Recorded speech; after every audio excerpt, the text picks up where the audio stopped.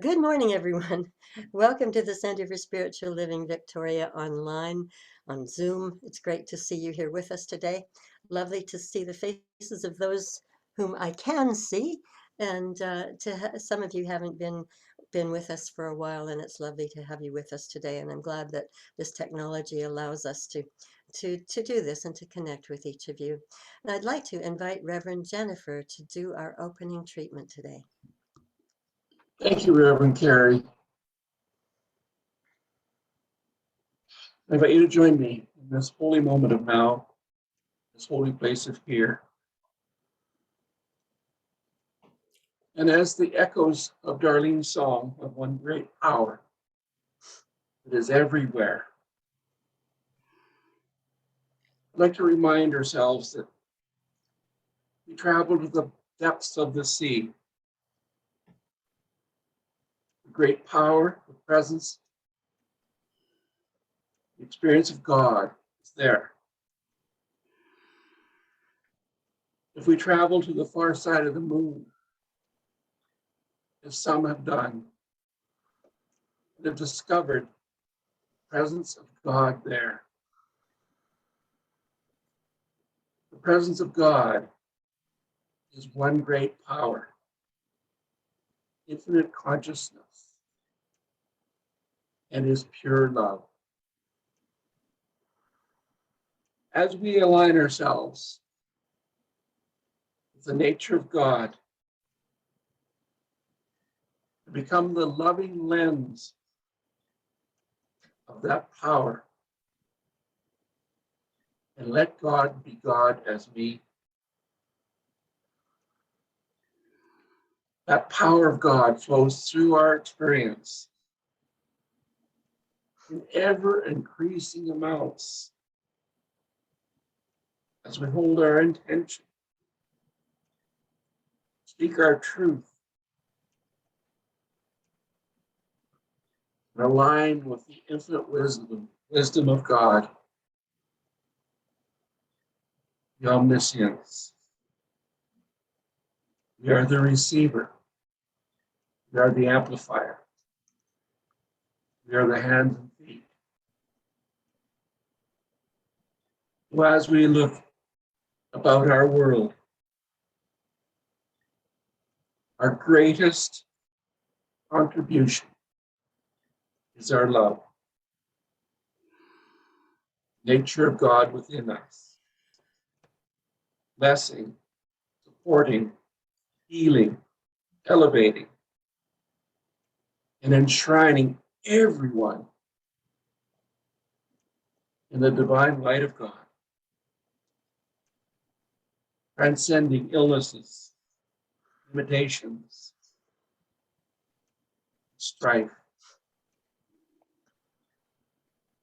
Allow us to enter the stillness and the peace and the grace of God. We know all things are transcendent. With a loving heart, I give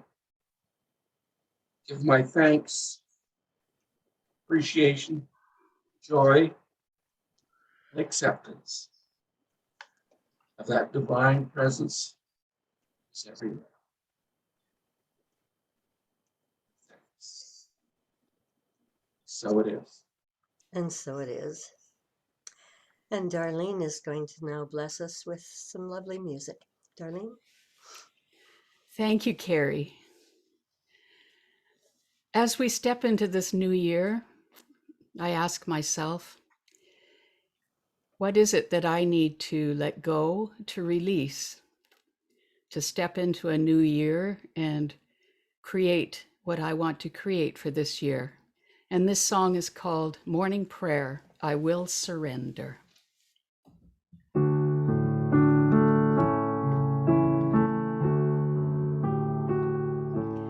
I will surrender to my greatest, highest good. I will release any fear that blocks my way.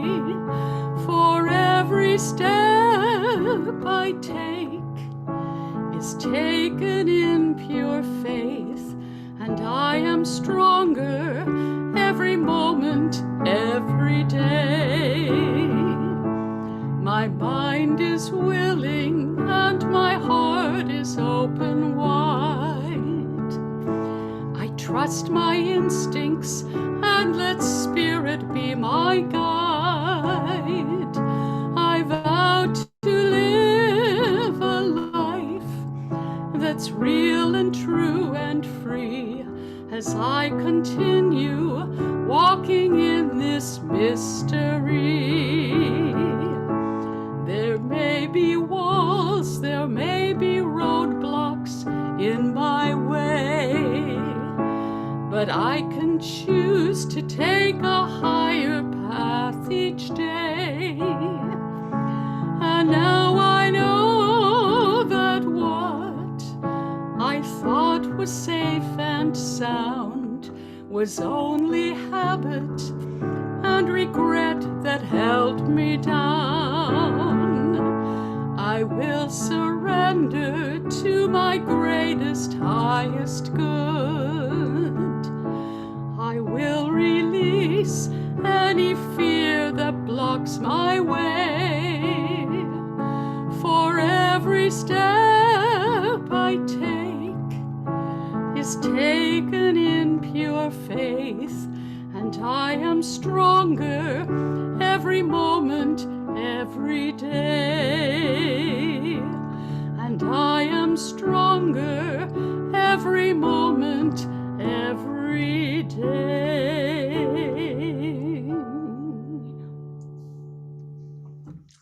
Oh, thank you, Darlene. That's lovely. Another song I don't remember hearing before. Excuse me. Oh, so this week I've had lots of time to think, and I kind of went back to some childhood days, memories actually, when I was 7 years old, and I had a very kindly neighbor. She took an interest in me when I was very, very young, and used to talk to me some of the time. And one day she called me over and she said she had some gifts for me. One of them was what was called in the day a gramophone, which was a um, portable record player, and a pile of 78 RPM recordings. And I think some of the songs went back to the 1920s. It was a very old collection. I think it had belonged to her parents. And I sat with those and I played every one of them, and I learned the words to every single one of them, which used to make some people crazy when I used to sing them because they didn't know the words because they were such old songs. And she also gave me a set of 7 volumes of Bible stories that were illustrated. And she gave me a set of books of knowledge. I think there were 20 of them. And, I carried everything home bit by bit. And I was absolutely thrilled to have these because we didn't have music in our home and we didn't have books. And she must have somehow known that. And I loved reading the Bible stories. My very favorite one was Joseph in his coat of many colors, and beautifully illustrated, and I just loved it. I read it over and over and over again. And in the books of knowledge, there were favorite sections that I found too.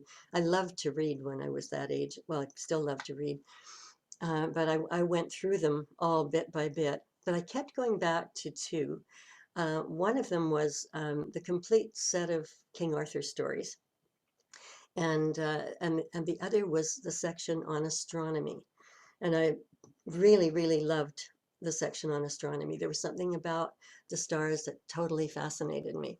And I would read, and then at night I would go outside and lie down and look up at the night sky, and I would look for the various constellations so that I could identify them and know the story that was behind each one of them. And I went back to that again and again. And one of the things I can recall at that age was that I knew that the earth was round, but in my mind, and I knew that we were in the Milky Way galaxy, which was in the universe, but in my mind, the earth was round and it was surrounded by a round kind of another round ball that was called the Milky Way galaxy, which was surrounded by another round ball called the universe. And I can remember just lying there thinking, what is beyond it all? Like, what comes after the universe? And it was kind of like a set of Russian dolls. You know how you see the little doll fitting into one a little bit bigger and a little bit bigger, a little bit bigger, except that, you know, they're finite, um, but in terms of their physical form.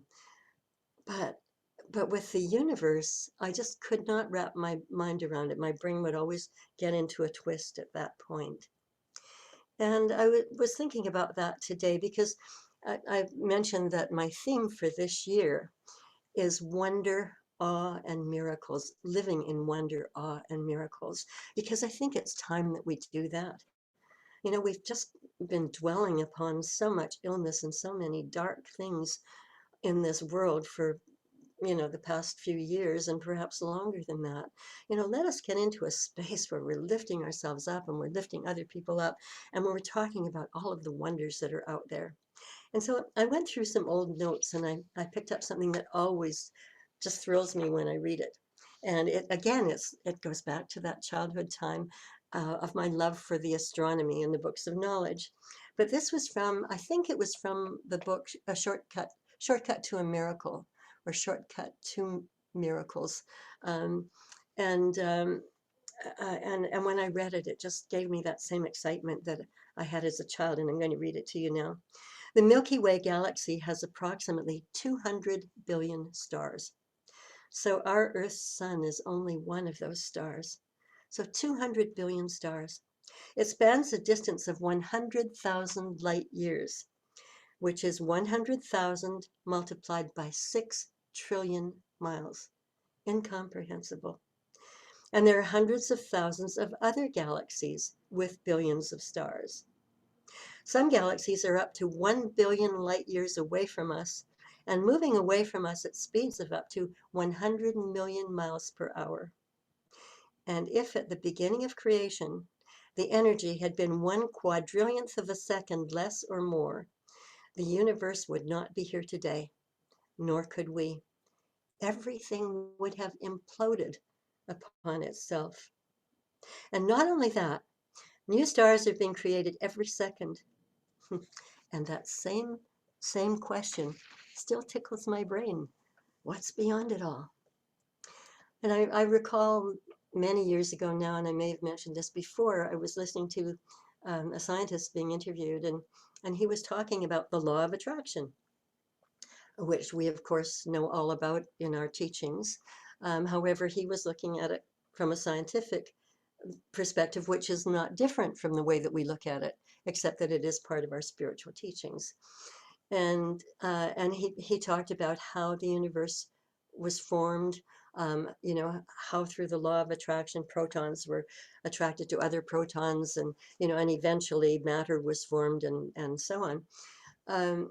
And when he was asked how this happened, like what would cause this to happen, and he said, well, like all of science, like every discovery that we make, he said, there seems to be an intelligence of some kind that is behind it all.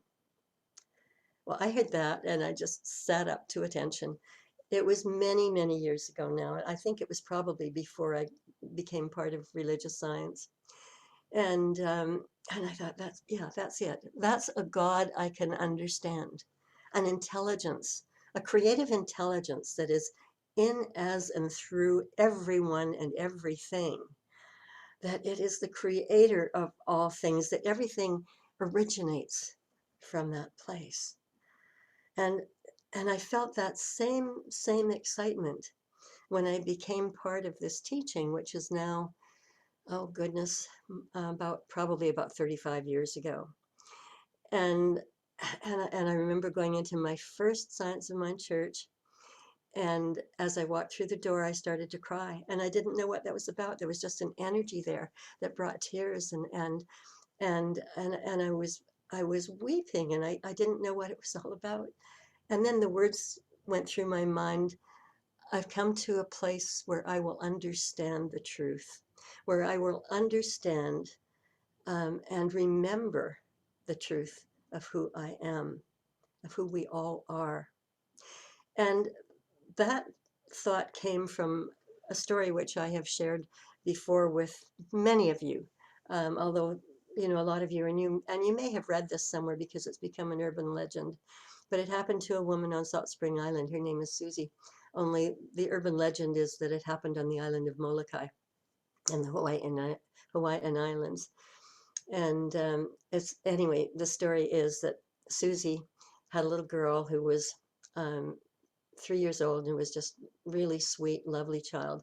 And she was pregnant with another child and went to the hospital, had a baby boy. And when she brought the baby boy home, her little girl said that she wanted to be alone with her brother for a few minutes.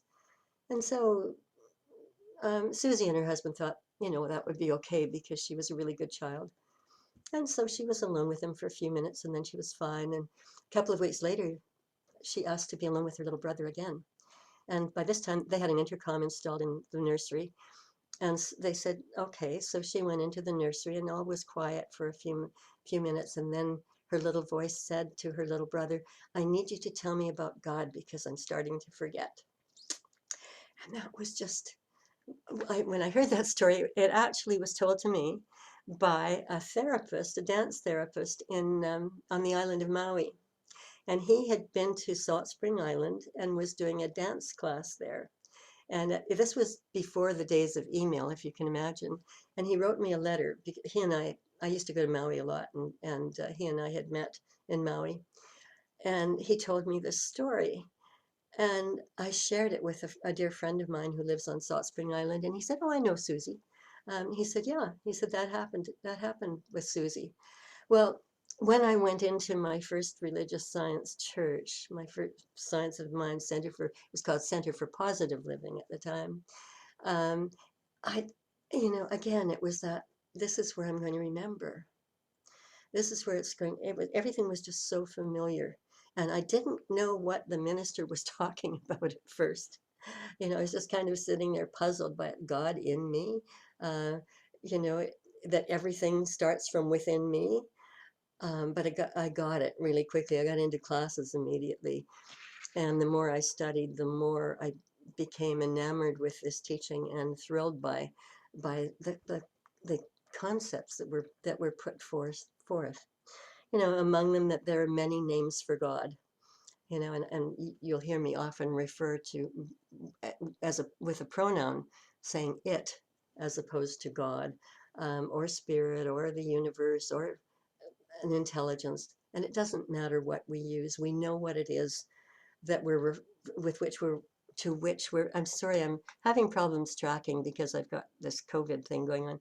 Um, we know what it is that we're connecting to with whatever name we use. It doesn't matter, and it responds because it is the presence that is in each one of us, in, as, and through us.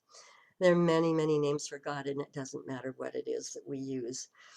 So I was thinking, again, remembering George Lucas, who did the Star Wars series way back in the beginning with the very first one, which I still like better than the others that followed. But that's just a personal thing.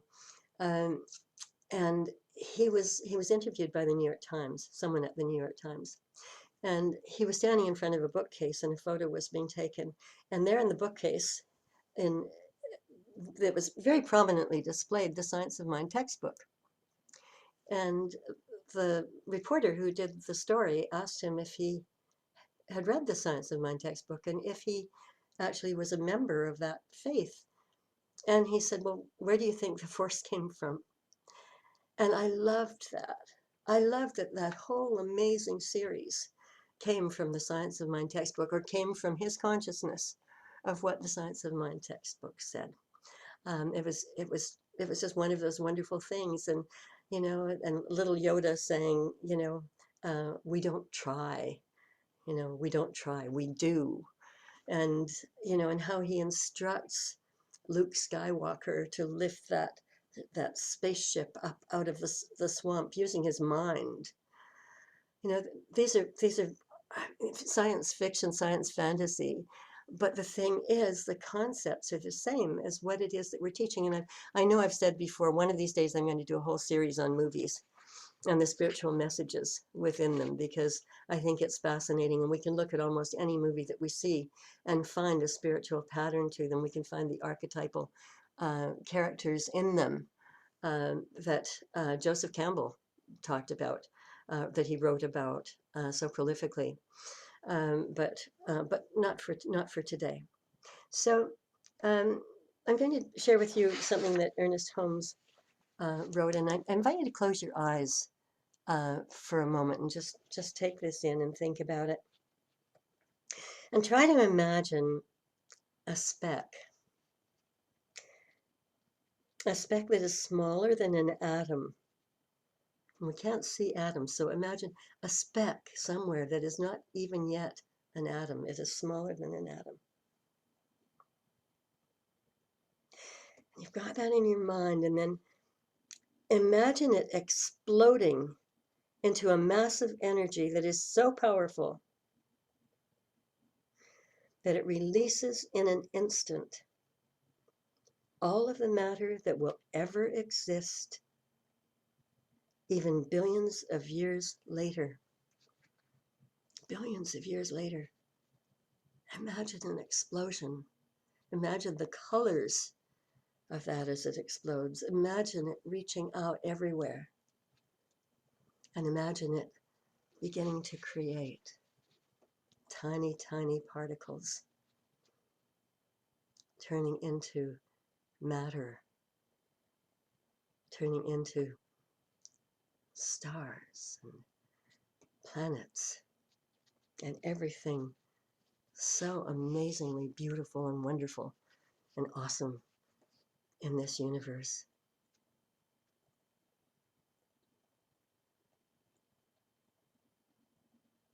Now, what's really cool is not that this might be outside of our planet, that all of this creativity, all of this creation that is still going on, all of these new stars that are being created, this power, this energy is not somewhere outside our planet. It's not outside of us. It is in you. It is in me. It is in everyone, everywhere. This magnificent power, this one power that Darlene was singing about before our service began. One great power in you, in me. The power is you. And when we can really understand this, and when we can use it, as Ernest Holmes said at the beginning of every radio broadcast that he did, there's a power for good in the universe and you can use it. When we recognize this, when we embrace this, when we align ourselves with this power, with this presence, then life starts to unfold for us in a whole different way. We don't have the kinds of challenges that we might normally have. And we begin to create the life that we really, really want to live. You know, with this, we can consciously tap into that power. We do that when we meditate. We do that when we pray. We do that when we speak every word. We do that as, as we're thinking. And the thing is, we need to examine what our predominant thoughts are. Are they positive? Are they negative? What is it that we're dwelling on? What is it we're focusing upon? Because what we focus upon expands. And, I know that you hear this over and over again, but especially today and especially this month, because this is the month when religious science churches everywhere go back to basics. And and I'm using the first basic today, which is the thing itself, as Ernest Holmes called it, the thing itself that is behind everything, that is in, as, and through everyone and everything. And so as we use this, we learn to create. And if we use it consciously, and we learn how to do that in this teaching, then our lives become much, much easier. And the thing is that we're always programming our brains. We may not be aware of that. And of course, when we're born, other people are there to help us program them. We get these these thoughts from other people, thoughts about ourselves, thoughts about the world, thoughts about people around us. But as we get older, we start to formulate our own thoughts about things. And when you think about it, that our memory systems, our programming is a miracle within itself, whether we're experiencing good things or not so good things in our lives. That memory system is a miracle. Think about it. You don't have to really think about how you're going to get to the nearest grocery store. You just go there by rote, over and over again. You don't need to think about how to get to our center on Sundays when we're open, hopefully again soon. You don't have to think about where your doctor's office is, where your dentist's office is, where the schools are, which highway to take. Uh, if you're involved in yoga, you don't have to think consciously every time you do yoga about the pattern that you're doing and what comes next. It's automatic. After a while, everything is done automatically. And so when you think about that, this brain is this wonderful computer. It stores so much information, and we have so much memory. It has unlimited memory. And we apparently use our brains between 50,000 and 70,000 times a day, which is a lot. The question is, who is it who's using it? Who are you really? The thing is, we are not our brains. Brains are organs of thought. Dr. Holmes says this clearly throughout the Science of Mind textbook. Our brains are organs of thought. And so our brains are not originating the thoughts.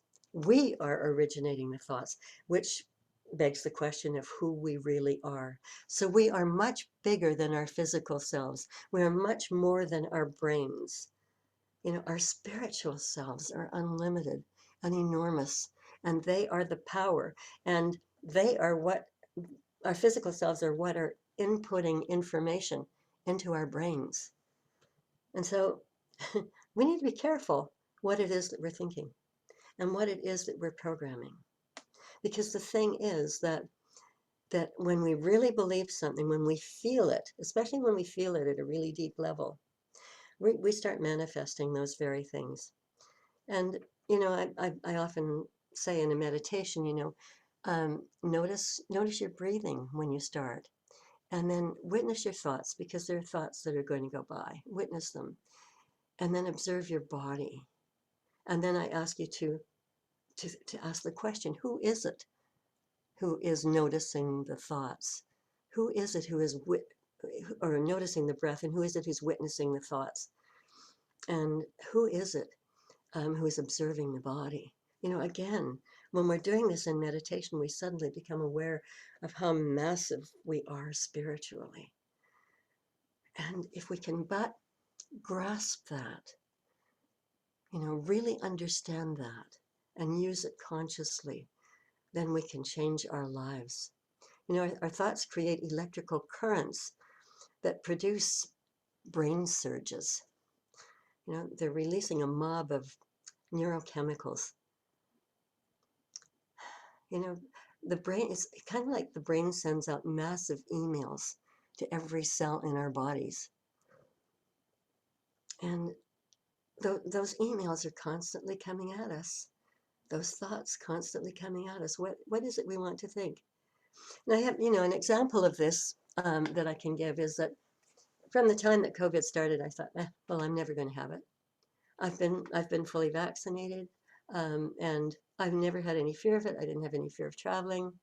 And when I was in Banff for the holidays with my family was phoning all their old friends to to see if they could get together, and every single one of them had COVID.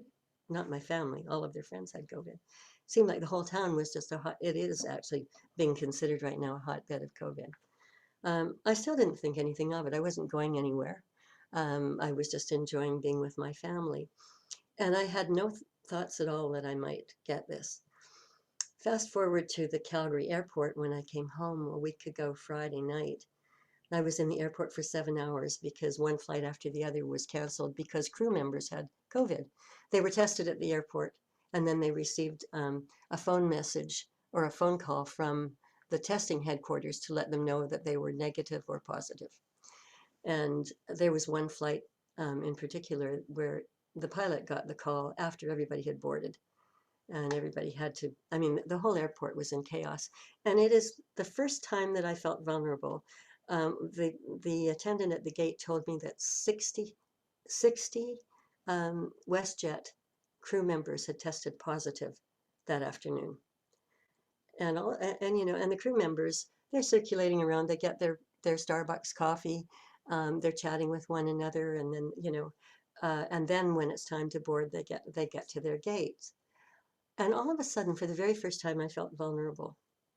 And I was very, very careful. I didn't remove my mask. I was sanitizing my hands.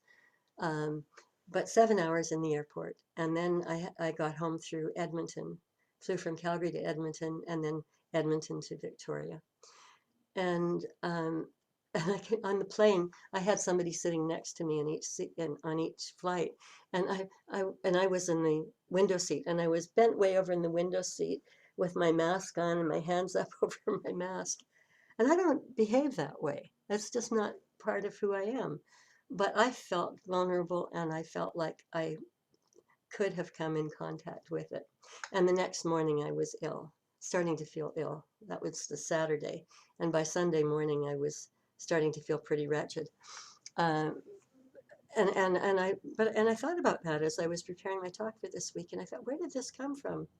I thought I allowed myself to go into a vulnerable state, to be concerned, am I going to get this? And then I didn't rethink it. I didn't plant that positive thing in my mind of, I'm totally healthy. There is a pattern of divine perfection within me, and it is everywhere in my body. I wasn't replacing those negative thoughts at all, and all of a sudden I succumbed to something. It has not yet been diagnosed, although my doctor says that he's pretty sure that I have it, and I was tested.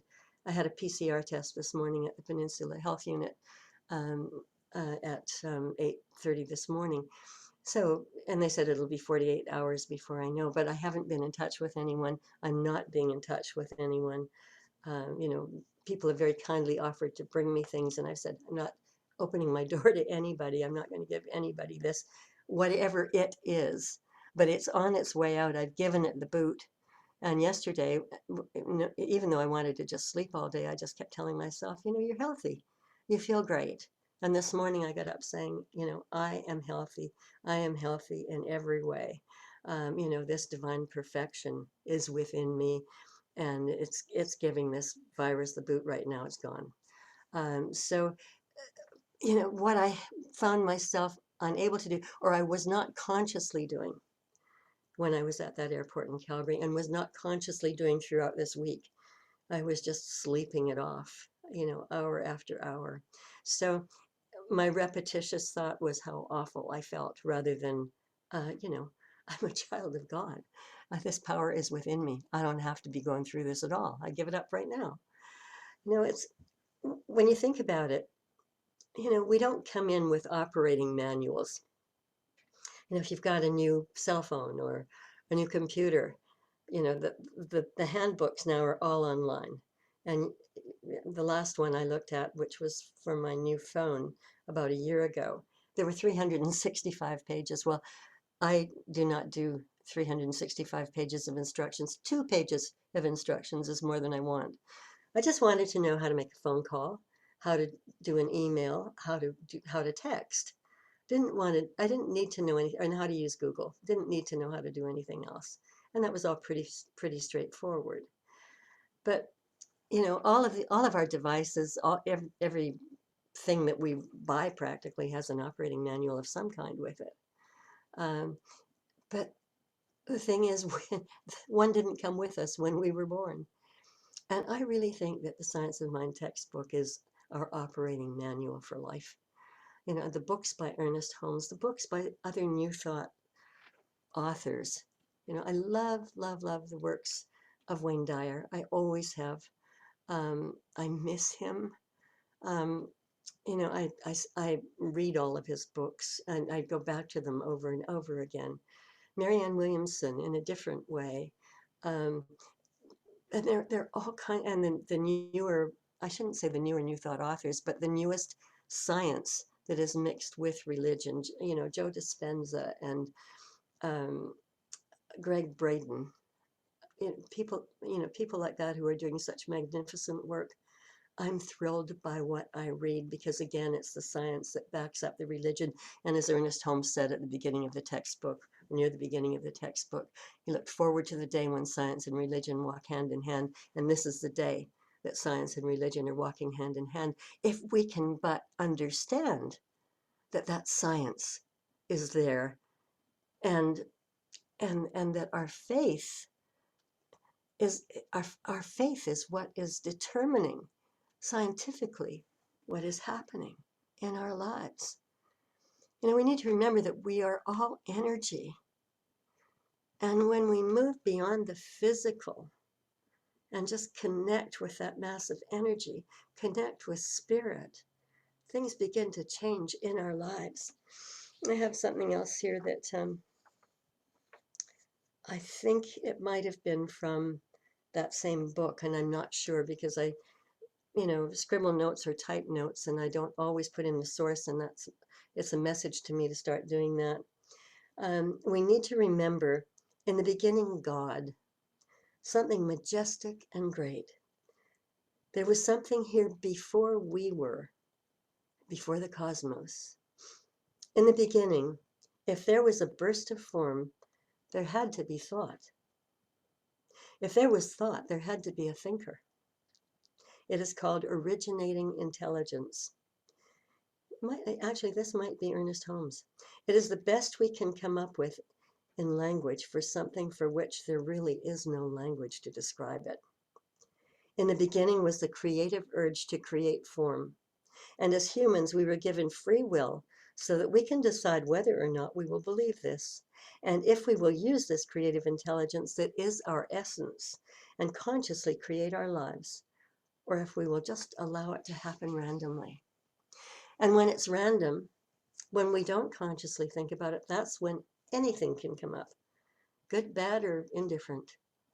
The thing we need to remember is that we do have the roadmap, we have the architecture to create our lives. And what a great time to start really, really being conscious of this, of being in the spirit, of being with God, of spending time with God, of allowing this presence to just permeate our being. It's there anyway. We simply need to feel it. And as we feel it, as we know that the power is within, we can perhaps understand that better. It's not out there on a cloud somewhere, and it's not on the cloud in computer language. Each of you is a part of God. You are, I am, we all are. We need to get that. And when we get that, life unfolds with wonder and with awe, and we start experiencing miracles in our lives. And I would suggest that every day, as we say good morning to God, we say, I am the power, I am the power, I am the power. And as Ernest Holmes wrote, and I think it's one of my all-time favorite quotes, prepare my mind for the best that life has to offer. Prepare my mind for the best that life has to offer. And so it is.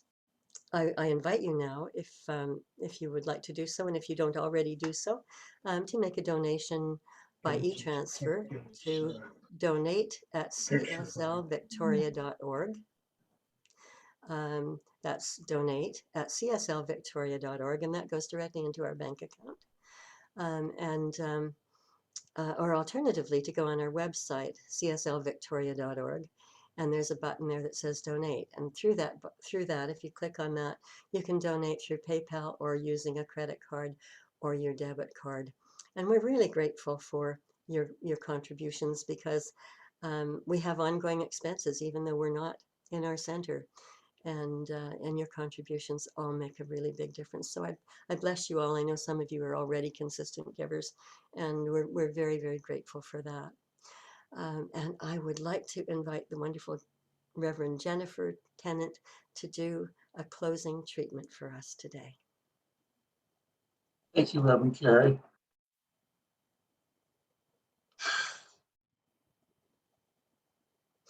As we continue in this now moment, reflecting on the wisdom and the truth Reverend Carrie has shared with us, we know the truth of that one power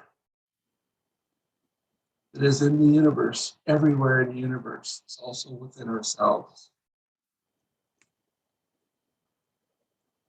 And as we understand the power of our thoughts, and our emotions, our heart-centered feelings, know the truth that they are creative, that we create the experience for ourselves and for others. And as we align ourselves, the nature of that one power, the source of all that there is, its nature is love. Love is the only power that does not have the ability to destroy itself. So we can go boldly, confidence, joy, and love freely, openly, without reservation. And again, allow God to be God as we, knowing that our true beingness is the spark of God. So with a grateful heart, take this wisdom into the week ahead, being a blessing upon the world. And the truth, power within us, expressing the nature of love. Know that all things are divinely unfolding. With love and gratitude, I give thanks. So it is. And so it is. Thank you so much, Jennifer. And I thank you all for being here today, and send blessings your way throughout this week, and look forward to seeing you again next Sunday. We'll be online again next Sunday for sure, and then we'll have a look after that and see just what our situation is in terms of provincial protocols and the protocols that are handed out by the Cook Street Center, because we have to follow their protocols as well. And right now it's no singing and no speaking, which kind of eliminates doing a service there. So we'll let you know as soon as possible. Just bless you all. Have a healthy, happy, safe week. And so it is.